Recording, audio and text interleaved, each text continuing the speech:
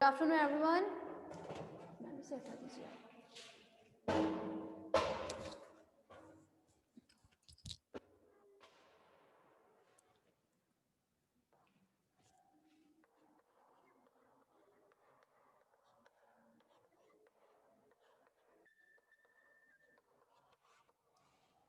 हाँ भाई, final year. देखें ज़रा, आज हम बात करने वाले हैं आपके मेटामॉर्फोसिस के बारे में, है ना। हम लोगों ने क्या बात की थी, एसिडियंस लार्वा में मेटामॉर्फोसिस किस टाइप का होता है, उसमें पाया जाता है प्रतिगामी कायांतरण।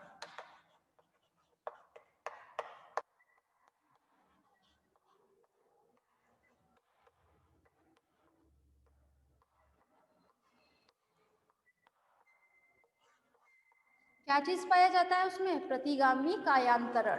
प्रतिगामी कायांतरण का मतलब क्या होता है, एक्चुअली इसमें एक ऐसे टाइप का मेटामॉर्फोसिस है जिसमें जब ये लार्वल फॉर्म में था, ठीक है, तो लार्वल फॉर्म में मतलब लार्वा स्टेज में इसमें क्या चीज मौजूद थे, कॉड्रेटा के लक्षण। कॉड्रेटा के कौन से लक्षण भाई, इसमें क्या क्या चीज पाई जाती है, नोटोकॉर्ड, नर्व कॉर्ड और फेरेंजियल गिल स्लिट्स, ठीक है, ये सब चीजें पाई जाती है। लेकिन जैसे ही लार्वा फॉर्म किसमें कन्वर्ट होता है, एडल्ट में, एडल्ट मतलब वयस्क, जैसे ही ये वयस्क में कन्वर्ट होता है वैसे ही कॉड्रेटा के जो लक्षण होते हैं जैसे notochord, nerve cord, pharyngeal gill slits, ये सब चीजें धीरे धीरे लुप्त होने लगती हैं, ठीक है।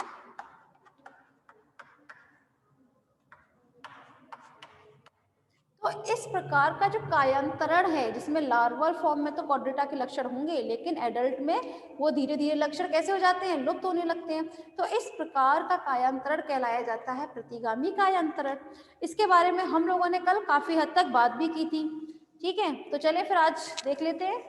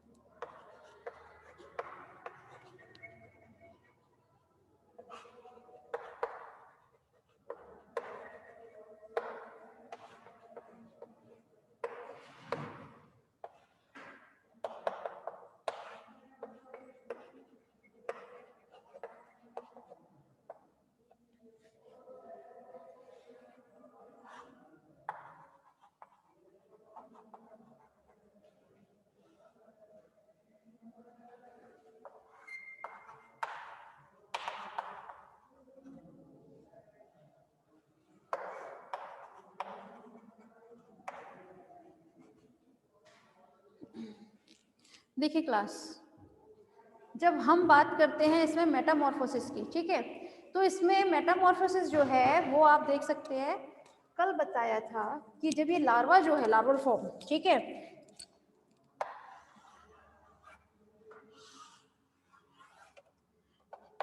जब ये लार्वा फॉर्म होता है तब कैसा होता है, ये होता है स्वतंत्र जीवी, मतलब फ्री स्विमिंग, ठीक है, स्वतंत्र जीवी होता है, और साथ में ये होता है जियो नेगेटिव एंड फोटो पॉजिटिव। ये बताया था ना कल आप लोगों को, इन तीनों के मतलब पता होंगे, ठीक है। तो इस लेकिन जब ये लार्वल फॉर्म में होता है उस वक्त कैसा होता है, ये स्विमिंग मतलब फ्री स्विमिंग करता है, ये सेसाइल एनिमल नहीं है। लेकिन जियो नेगेटिव होता है, मतलब ये हमेशा जमीन से ऊपर की तरफ रहेगा, एंड फोटो पॉजिटिव, ये हमेशा लाइट की तरफ आकर्षित होता है, ठीक है। लेकिन 3-4 घंटे के बाद में ये क्या हो जाता है, ये अपने मेटामॉर्फोसिस में प्रक्रिया होती है, जिसके दौरान ये अपने ये जो एडिसिव पेपिला मौजूद थे, कल आप लोगों को याद होगा कि स्टार्टिंग में एंटीरियर पार्ट पे क्या बनाए थे, यहाँ पर इस तरह से एडिसिव पेपिला बनाए थे कल, है ना। तो इन एडिसिव पेपिला की मदद से ये किसी भी स्ट्रेटम से, मतलब किसी भी आधार से इस तरह उल्टा चिपक जाता है, ठीक है। और चिपकने के लिए क्या चीज होती है, यहाँ पर एडिसिव पेपिला मौजूद होता है। अब ये एडिसिव पेपिला होने के साथ साथ इसमें क्या क्या चीज देख सकते हैं आप, एंडोस्टाइल, छोटा सा हार्ट, ईसोफेगस, स्टमक, ये सारे के सारे इसमें कैरेक्टर्स देखने को मिलेंगे। कल भी बताया था कि इसका लार्वल फॉर्म में ये कैसे होते हैं, 2 पार्ट्स में डिवाइड रहता है। फर्स्ट इज इसका ट्रंक, सेकंड इज टेल, ठीक है। 3-4 घंटे के बाद में इस लार्वल फॉर्म में क्या चेंजेस होते हैं, ये पहले फ्री स्विमिंग था, मतलब स्वतंत्र जीवी था, लेकिन अब हो जाता है ये सेसाइल। सेसाइल मतलब होता है एक जगह पर स्थानबद्ध, ठीक है, स्थानबद्ध। उसके बाद जियो नेगेटिव से हो जाता है जियो पॉजिटिव, फोटो पॉजिटिव से हो जाता है फोटो नेगेटिव, मतलब जस्ट ऑपोजिट हो गया इसका, ठीक है। कहने की बात ये है कि पहले ये जमीन से ऊपर की तरफ जाता था, लेकिन 3-4 घंटे के बाद में इसमें ये क्या होने लगा, ये जमीन की तरफ आने लगा, ठीक है। पहले ये फोटो मतलब लाइट की तरफ आकर्षित होता था, लेकिन अब ये लाइट से दूर भागने लगा, है ना। तो ये बिल्कुल जस्ट ऑपोजिट हो गया 3-4 घंटे में। लेकिन जैसे ही 3-4 घंटे के बाद में इसमें ये कैरेक्टर्स देखने को मिलते हैं, वैसे ही क्या करेगा, किसी भी आधार के साथ इस तरह जुड़ जाता है, ठीक है। अब जुड़ने के बाद में उसमें एक मेटामॉर्फोसिस की प्रक्रिया होगी। मेटामॉर्फोसिस भी आप 2 प्रकार के देखेंगे, फर्स्ट इज रेट्रोग्रेसिव मतलब प्रतिगामी कायांतरण, सेकेंड इज प्रोग्रेसिव मेटामॉर्फोसिस, ठीक है। यहाँ पर ये जो आप डायग्राम देख रहे हैं, ये है आपका रेट्रोग्रेसिव मेटामॉर्फोसिस का मतलब प्रतिगामी कायांतरण। इसमें क्या होता है, जरा ध्यान दीजिएगा, आप लोगों को बताया था कि इसमें जो क्वाड्रेट्स के जो लक्षण होते हैं, ठीक है, वो क्या होने लगते हैं, धीरे धीरे लुप्त होने लगते हैं, धीरे धीरे दिखाई नहीं देंगे। जैसे इसकी टेल जो थी, ये टेल वाला रीजन होता है, क्या होगा, ये टूट जाएगा, यहाँ से क्या होगा, ये टूट जाएगा, और जितना पोर्शन रह जाता है उसको क्या कर लिया जाता है, उसको एब्जॉर्ब करते हैं, क्या करते हैं, उसको एब्जॉर्ब करते हैं। ये जो एब्जॉर्प्शन की प्रक्रिया होती है, जैसे आप देख सकते हैं यहाँ पे पहले टेल हुआ करती थी बड़ी सी, ये टेल रीजन देख रहे हैं, पहले ये ऐसी थी, मगर बाद में क्या हुआ, इसको ये थोड़ी सी टूट गई, बाकी की इसको एब्जॉर्ब किया। ये जो एब्जॉर्प्शन की प्रक्रिया होती है फाइनल ईयर, ये किया जाता है फैगोसाइटिक सेल्स से।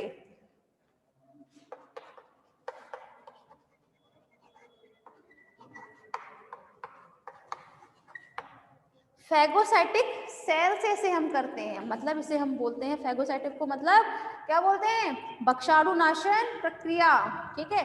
तो भक्षाणुनाशन प्रक्रिया की मदद से क्या करते हैं, ये इसको एब्जॉर्ब कर लेंगे, ठीक है। उसके बाद में इसमें जो कैरेक्टर्स थे कौन कौन से होते हैं, क्वाड्रेट्स के लक्षण, जैसे नर्व कॉर्ड, ठीक है, तो आप देखिए नर्व कॉर्ड धीरे धीरे क्या होने लगती है, लुप्त होने लगेगी। सेकेंड नोटोकॉर्ड, इसमें डिजेनरेटिंग नोटोकॉर्ड, पहले पूरे उसमें थी स्ट्रक्चर में नोटोकॉर्ड, लेकिन यहाँ पर क्या हो गई अब डिजेनरेटिंग, मतलब अब वो धीरे धीरे लुप्त होने लगी है। ठीक है, तो जो कैरेक्टर्स उसमें थे वो अब यहाँ पर क्या होने लगे, धीरे धीरे लुप्त होने लगे। जैसे यहाँ पर आपने देखा था, यहाँ पे क्या चीज होती है, एंडोस्टाइल, एंडोस्टाइल के ऊपर ब्रैंकियल सैक है ना, ब्रैंकियल सैक में मौजूद होते हैं आपके स्टोमेटा, है ना, स्टिग्मेटा होते हैं ना, जो 2 लाख से अबव होते हैं। तो यहाँ पर जो स्टिग्मेटा है कहाँ होता था, ईसोफेगस, ईसोफेगस के बाद स्टमक, स्टमक के बाद इंटेस्टाइन, आफ्टर दैट रेक्टम, फिर एनस। तो इस तरह से ये पूरा का पूरा एलिमेंट्री कैनाल यहाँ बना हुआ है, देख सकते हैं आप। ठीक है, एट्रियोपोड, नर्व कॉर्ड, ये सभी चीज इसमें धीरे धीरे जो है वो सारे लक्षण विलुप्त होने लगेंगे। और साथ में यहाँ पर हार्ट जो है, ठीक है, हार्ट का थोड़ा साइज इंक्रीज तो करेगा, लेकिन इस पर पेरिकार्डियम नहीं पाया जाएगा। आप लोगों को बताया था ना, हर्डमानिया किसमें आता है आपका, हर्डमानिया आता है एसिडियंस में। तो एसिडियन में जो हार्ट होता है उसके ऊपर क्या पाया जाता है, पेरिकार्डियम की क्लियर प्रेजेंट रहती है। लेकिन जब हम मेटामॉर्फोसिस पढ़ते हैं, मतलब रेट्रोग्रेसिव मेटामॉर्फोसिस, उसमें हार्ट के ऊपर पेरिकार्डियम अभी नहीं आया है। ठीक है, क्लियर है आप लोगों को ये दोनों डायग्राम, फाइनल क्लियर?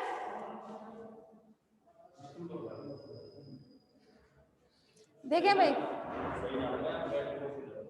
देखिए क्लास, एक बार और समझिएगा, यहाँ पर ये चीज देखिए, यहाँ पर जो क्वाड्रेट के लक्षण जो होते हैं वो धीरे धीरे लुप्त होने लगेंगे। जैसे आप लोगों को कल बताया गया था, इसमें संतुलन के लिए क्या चीज प्रेजेंट रहती है, एक इक्विलिब्रियम के लिए ऑटोसिस्ट पाई जाती है ना। तो ऑटोसिस्ट और साथ में एक और आपको सेंसरी ऑर्गन देखने को मिलते हैं, इसे हम ओसिलाई बोलते हैं। बताया था ना कल, 2 ओसिलस प्रेजेंट रहते हैं, देखा था कल कि नहीं? फाइनल, हाँ, यस नो में जवाब दिया करें भाई। नहीं sir, thank you so much. हाँ भाई, तो हम बात कर रहे थे रेट्रोग्रेसिव मेटामॉर्फोसिस के बारे में। ठीक है, इसमें अब क्या करते हैं, अब यहाँ पे ऑटोसिस्ट और साथ में जो कहाँ गया डायग्राम, ये रहा, एडिसिव पेपिली थे, वो यहाँ पर धीरे धीरे लुप्त होने लगते हैं। देखिए यहाँ पर मैंने कहीं भी एडिसिव पेपिली नहीं बनाई है, ना तो ओसिलस बनाया है और ना ही ऑटोसिस्ट बनाई है। ठीक है, तो ये सब जो लक्षण हैं जो इस एक लार्वल फॉर्म में थे, लेकिन रेट्रोग्रेसिव मेटामॉर्फोसिस में वो धीरे धीरे लुप्त होने लगेंगे, धीरे धीरे गायब होने लगते हैं। ठीक है, तो चले अब हम बात कर लेते हैं दूसरे टाइप के मेटामॉर्फोसिस, जिसे बोला जाता है आपका प्रोग्रेसिव मेटामॉर्फोसिस। ठीक है,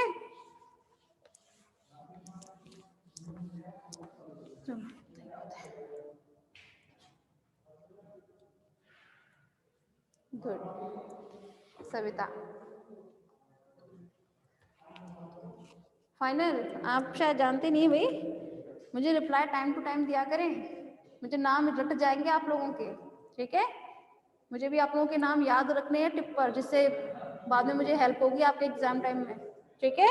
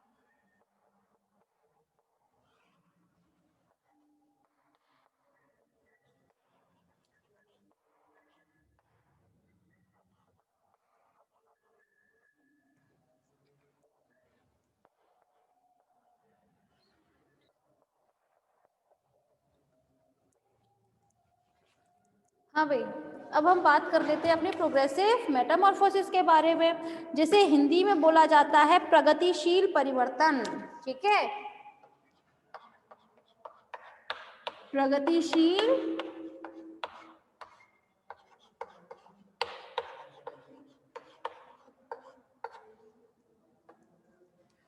परिवर्तन। ठीक है, अब जरा ध्यान दीजिएगा प्रोग्रेसिव इसमें, ये जो प्रोग्रेसिव मेटामॉर्फोसिस होता है क्लास, देखें इसमें आप लोग इजीली देख सकते हैं कि यहाँ पर आपका डीजेनरेटिंग टेल, ये जो टेल रीजन था ये अच्छे से क्या हो चुका है, एब्जॉर्ब हो चुका है। किसके द्वारा, फेगोसाइटिक सेल्स के द्वारा। ठीक है, और यहाँ पर प्रेजेंट होते हैं 4 बड़े साइज में, लार्ज साइज में एक्टोडर्मल एम्पुली, 1 2 3 4। ठीक है, यहाँ पर 4 क्या पाए जाते हैं, बड़े साइज के एक्टोडर्मल एम्पुली, और साथ में 2 छोटे साइज के एक्टोडर्मल एम्पुली।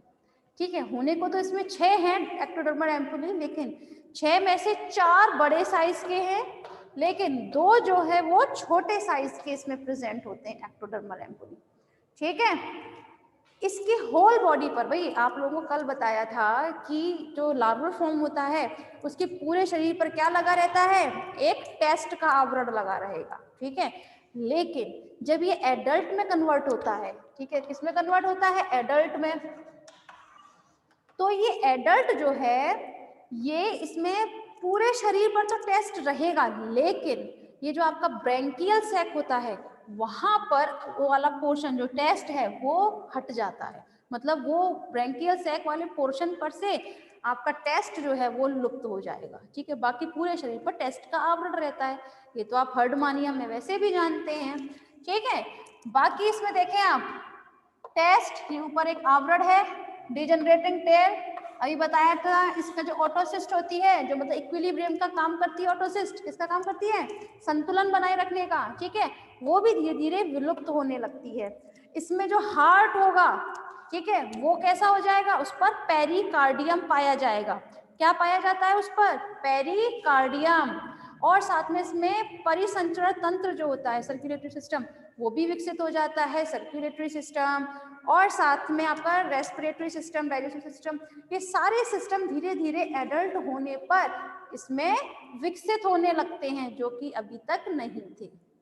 ठीक है, तो इस प्रकार से एसिडियल लार्वा जो है वो क्या करता है, मेटामॉर्फोसिस की प्रक्रिया को दर्शाता है। क्लियर,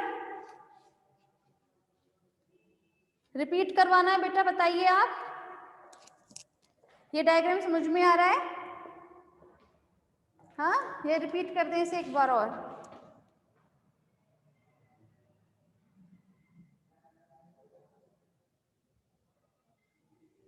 रिपीट, अच्छा देखो, अभी हम बात कर रहे हैं, देखिए इससे पहले हमने बात की थी आपकी रेट्रोग्रेसिव के बारे में, मतलब प्रतिगामी कायांतरण। ठीक है, जिसमें आ गया मैम, गुड, क्या नाम है, युशरा खान। अच्छा बेटा, ये आपका रियल नेम है युशरा?